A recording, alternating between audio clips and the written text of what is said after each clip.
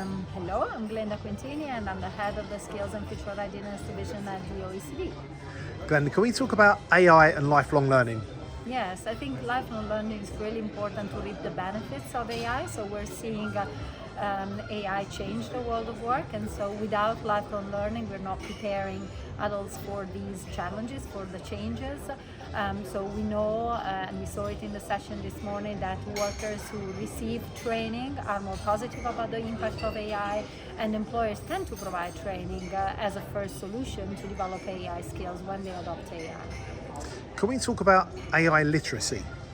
Yes, so I think many of us, about a third of the workforce, are going to have to work with AI. So we will be exposed to AI, but we will not need AI specialist skills. We're not going to have to develop AI or code. What we're going to need to know is how to work with AI, and that requires, in fact, a certain level of AI literacy that everybody should have. And of course, AI literacy is also useful for AI outside work and in society. Can we talk about AI and job creation? Yes, of course, many of us worry that AI is going to take away our jobs, but so far we have seen very little of that, and we see employment continuing to grow, including in occupations very highly exposed to AI.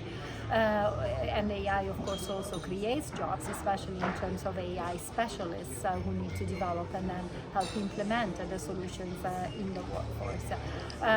Overall, though, there might be some inequalities there. So what we're seeing that overall employment will be growing, but the high-skilled occupations will benefit potentially more than the low-skilled occupations. Low-skilled occupations have more tasks in them that can be automated through AI and other technologies, so they are potentially more negatively affected. So that's where lifelong learning is going to be very important, to give these workers, these adults, opportunities elsewhere or opportunities to develop the skills they need to work with AI.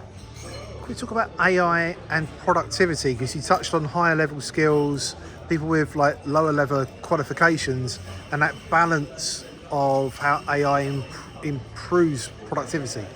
Yes, I think that was a very interesting conversation in the session this morning. So how using AI can increase the productivity of workers, and how we might even equalize to some extent, right, the performance of high performance and that of low performers.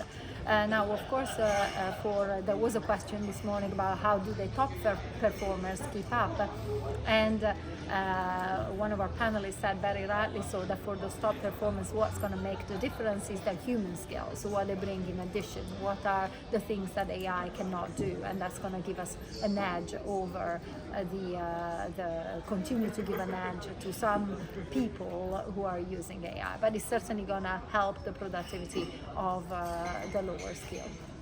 Yeah, well, that sounds cool. And what I found interesting was that there was some data around like emotional intelligence, communication skills, as opposed to what people have said previously around coding skills. So I don't know if you want to unpack that a little bit. Yes, so what we are finding is in jobs exposed to AI, social, emotional skills, but also management, also to some extent business skills. So the skills of high-skilled jobs are those that are in higher demand compared to what we would expect, which is digital skills and coding. So with the data that we've seen and that you've discussed, what can we learn from that? What do we need to do next as the next stage to prepare our workforce for this new future? Well, I think there's a lot to do from the government point of view. I think there's still very little training that's available for AI. There's a lot of thinking into developing AI specialists, and so a lot of university courses that are popping up, a lot of graduate studies focusing on AI, but there's still very little investment in terms of AI literacy and more generally the skills that we need to work with AI. So that's an area where, in fact, we're seeing still very few interventions. They're growing, but they're very few to start with.